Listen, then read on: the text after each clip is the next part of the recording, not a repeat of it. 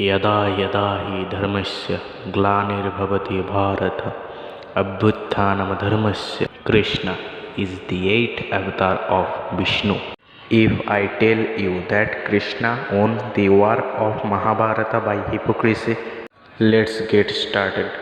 When Gandhari came to know that all his sons died except Duryodhana, Gandhari called Duryodhana. Gandhari received an vardhan from Mahadev, whosoever he looked at he could not be defeated, he would become mighty strong.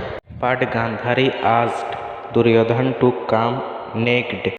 Then Sri Krishna told Duryodhana that your mother will see you for the first time in life and you will become like this. Hey, at least something goes later. Then Duryodhana accepted Sri Krishna's request.